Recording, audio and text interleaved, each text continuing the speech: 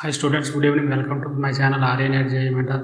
Students, ఈ వీడియోలో మీకు పిఏఎఫ్పి గురించి, పిఏఎఫ్ అంటే పార్షియల్ ఎలిమినేషన్ ఫీజు, అంటే ఇది జోసా కౌన్సిలింగ్ 2024 సంబంధించి ఎవరైతే స్టూడెంట్స్ ఎన్ఐటి ప్లస్ సిస్టమ్ వాళ్ళు పార్షియల్ ఎలిమినేషన్ ఫీజు పే చేయాలి గురించి దాని గురించి వివరాలని మీకు తెలియజేస్తాను. ఈ వీడియోలో చూడండి స్టూడెంట్స్. మనకి ఏంటంటే జోసాలో సీటు వచ్చిన వారు పిఏఎఫ్ పార్షియల్ అడ్మిషన్ ఫీజు ఎంత కట్టాలి అనేది ఈ వీడియోలో చూడండి. ఫస్ట్ ఏంటంటే మీరు అన్నిటికంటే ఫస్ట్ నా ఛానల్ సబ్స్క్రైబ్ చేసుకోండి. ఆర్ఏఎన్ఐడి జేఈ మెంటర్షిప్ తీసుకోండి. 500 రూపీస్ మాత్రమే. మీకు ఈ మెంటర్షిప్ సీశాప్లో కూడా ఇప్పుడు మనకి ఏంటంటే జోసా కౌన్సిలింగ్ 5వ రౌండ్ కంటిన్యూ అవుతుంది కాబట్టి సీశాప్లో కూడా ఈ మెంటర్షిప్ పనిచేస్తుంది. మీరు ఎవరైతే మెంటర్షిప్ తీసుకున్నారో వాళ్ళందరూ కూడా నేను కంప్లీట్ గైడెన్స్ ప్రొవైడ్ చేస్తాను. 500 రూపీస్ మాత్రమే. మీరు ఏంటంటే కింద డిస్క్రిప్షన్లో నా ఫోన్ నెంబరు, ఇది నా ఫోన్ నెంబరు, మీకు ఫోన్పే నెంబరు ఇచ్చాను. ఈ ఫోన్పే 9866708050 ఈ నెంబర్కి ఫోన్పే 500 రూపీస్ ఫోన్పే చేసి స్క్రీన్ షాట్ అదే నెంబర్కి వాట్సాప్ ద్వారా పంపించినట్టయితే నేను మెంటర్షిప్ తీసుకుని వాళ్ళందరూ గ్రూపులో యాడ్ చేస్తాను. మీరు ఏంటంటే కంప్లీట్ గైడెన్స్ మీకు ప్రొవైడ్ చేస్తాను.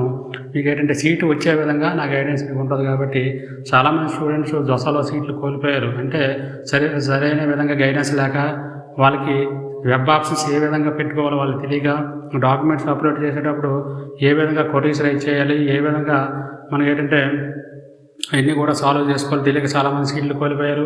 ఇప్పుడు ఏంటంటే ఈ పిఏఎఫ్ కట్టకపోతే కూడా ఇప్పుడు సీట్లు పోయే అవకాశం ఉంది కాబట్టి ఈ వీడియో అందరూ జాగ్రత్తగా వినండి. మెంటర్షిప్ కూడా నా మెంటర్షిప్ తీసుకోండి. కంప్లీట్ గైడెన్స్ మీకు ప్రొవైడ్ చేస్తాను. ఈ విధంగా ఏంటంటే పిఏఎఫ్ ఎవరు కట్టాలనేది ఏంటంటే ఈ పిఏఎఫ్ మనకి ఎన్ఐటి ప్లస్ సిస్టమ్ వాళ్ళు జోసా కౌన్సిలింగ్లో ఎవరైతే సీట్లు వచ్చాయో జోసా కౌన్సిలింగ్లో 80 వాళ్ళకి సీట్లు వస్తాయి. వాళ్ళు పిఏఎఫ్ కట్ అవసరం లేదు, డైరెక్ట్ కాలేజీకి వెళ్ళిపోయి అక్కడ అడ్మిషన్ పే చేయవలసి ఉంటుంది. ఎన్ఐటి ప్లస్ సిస్టమ్ వాళ్ళు మాత్రమే పిఏఎఫ్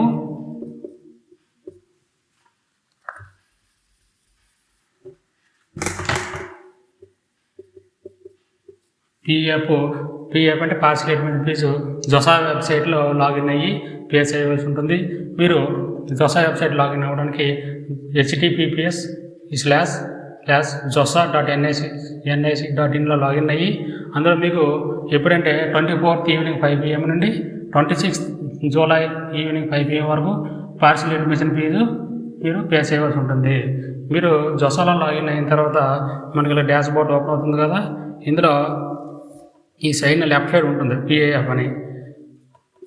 ఈ పిఏఎఫ్ మీద క్లిక్ చేసినట్టయితే మీకు మీ డీటెయిల్స్ అని అక్కడ చూపిస్తుంది. మీరు ఎంత పేజ్ పార్షియల్ అడ్మిషన్ పేజ్ ఎంత అయితే కట్టాలో మీ కేటగిరీ వైజ్ అక్కడ డిస్ప్లే అవుతుంది. ఆ విధంగా కట్టండి. నేను కూడా వివరిస్తాను చూడండి. ఎవరెవరు ఎంత కట్టాలంటే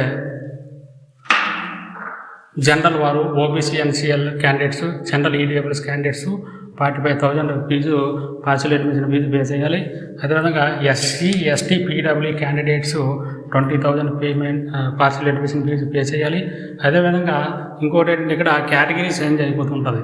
కేటగిరీ ఏ విధంగా చేంజ్ అవుతుందంటే SC ST category to general category వాళ్ళకి, అదేవిధంగా పీడబ్ల్యూ కేటగిరీ నుంచి నాన్ పీడబ్ల్యూ కేటగిరీ వాళ్ళకి కొన్ని సందర్భాల్లో కేటగిరీ అంటే ఎందుకు చేంజ్ అవుతుందంటే మీరు అక్కడ ప్రొడ్యూస్ చేసే సర్టిఫికేట్ సరిగ్గా లేకపోయినా, వాళ్ళకి అక్కడ వెరిఫైయింగ్ ఆఫీసర్కి వాళ్ళకి అనుకూలంగా లేకపోయినా, అంటే సర్టిఫికేట్ సరిగ్గా లేకపోతే వాళ్ళు ఆటోమేటిక్గా జనరల్ కేటగిరీలోకి మిమ్మల్ని కన్వర్ట్ చేస్తారు జోసా కౌన్సిలింగ్లో. అప్పుడు మీరు ఏ విధంగా కన్వర్ట్ అవుతారు? కేటగిరీ సర్టిఫికేట్ ఇది రాంగ్ ఉన్నవారు, కేటగిరీ సర్టిఫికేట్ లేనివారు, సరిగ్గా కేటగిరీ సర్టిఫికేట్ ప్రొడ్యూస్ అప్పటికి వాళ్ళ దగ్గర లేని వాళ్ళు జనరల్ కేటగిరీలోకి వాళ్ళు కన్వర్ట్ చేస్తారు. ఎవరినంటే ఎస్సీ ఎస్టీ కేటగిరీ నుంచి జనరల్ కేటగిరీ, తర్వాత PWD to non PWD category status during online document వెరిఫికేషన్లో వాళ్ళు కేటగిరీ చేంజ్ చేస్తారు. అంటే డాక్యుమెంట్ కరెక్ట్గా లేనప్పుడు. ఈ విధంగా this amount includes difference amount 17,500 between SIFs of their updated general OBC NCL general EW status and the earlier SC ST PW status. అప్పుడు వీళ్ళు ఎంత కట్టాలంటే ఇక్కడ ఎంత అయితే ఉందో general OBC NCL general EWS candidate ఎంత 45,000 ప్లస్ ఇక్కడ 70,500. ఇక్కడ మీరు చెప్పాను కదా కేటగిరీ చేంజ్ అయింది కాబట్టి ఇక్కడ వాళ్ళు మొత్తం ఏంటంటే 62,500 రూపీస్ ఈ కేటగిరీ చేంజ్ అయ్యే వాళ్ళు ఉంటారు కదా, వాళ్ళు పే చేయాలి, ఎక్స్ట్రా పే చేయాలి. ఇక్కడ మీరు కేటగిరీ చేంజ్ అయ్యే వాళ్ళు ఎస్సీ ఎస్టీ పీడబ్ల్యూ నుంచి ఎస్సీ ఎస్టీ నాన్ ఎస్టీ అదే పీడబ్ల్యూ నాన్ పీడబ్ల్యూ కేటగిరీ వాళ్ళు చేంజ్ అయ్యే వాళ్ళు ఈ విధంగా పేమెంట్ చేయాలి.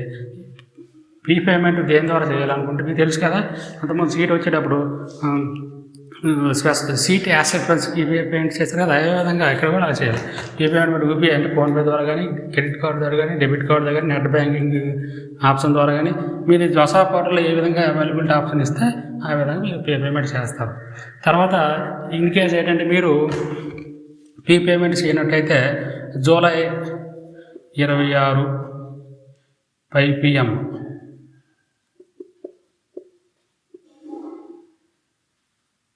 ఒకవేళ మీరు ఫీ పేమెంట్ జూలై 26 5 PM తర్వాత FPIF కట్టకపోతే ఆటోమేటిక్గా సీట్ క్యాన్సిల్ అయిపోతుంది.